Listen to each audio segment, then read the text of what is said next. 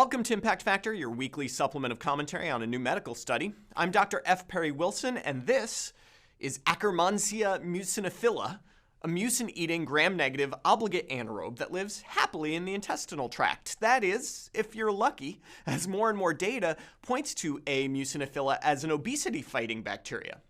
The presence of A. muciniphila goes down as BMI goes up in humans, and mouse studies have shown that treatment with live A. muciniphila reduced weight gain by 50% when mice were put on a high-fat diet. But mice aren't people, and until now, all the suggestive findings about this bacterium were based on association, not causation.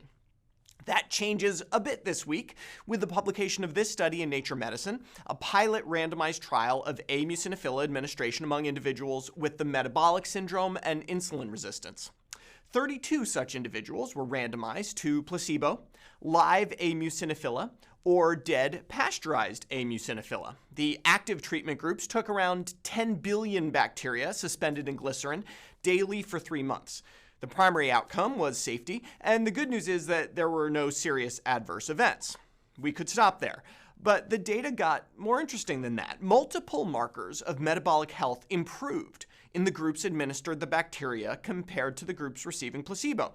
Compared to placebo, insulin sensitivity increased, while total cholesterol and some liver function tests decreased. Interestingly, there was a significant decrease in the white blood cell count in those who got the bacteria, associated with a decrease in lipopolysaccharide in the blood, suggesting a strengthening of the gut barrier. But here's the weird part. In almost every case, the pasteurized bacteria had stronger effects than the live bacteria. This struck me as bizarre initially. But interestingly, the authors had shown the same thing before in mice. Live bacteria worked okay. Pasteurized bacteria worked better. But autoclaved bacteria didn't work at all. What could be going on here?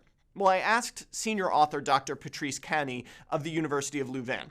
He told me that A. muciniphila is covered in exopolysaccharides, slime, basically, which prevents a beneficial membrane protein, known as AMUC1100, from being exposed to the immune system. That protein might be the secret of the bacteria's beneficial effects, because administering the protein by itself has the same effects in mice as administering the pasteurized bacteria. Pasteurization, Dr. Cani says, removes that slime coating and kills the bacteria but leaves the AMUC1100 unscathed. Autoclaving, on the other hand, destroys all the AMUC1100, ablating any effect. If true, this is fascinating because it implies that A. muciniphila is behaving less like a probiotic and more like a traditional medication or supplement.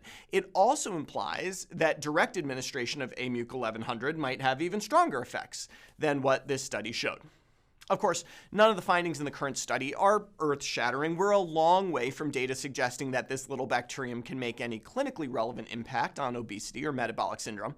And for now, if you want to get your hands on A. muciniphila, you're out of luck. There's only one lab producing it at quantity, and it won't be on the market until at least 2021.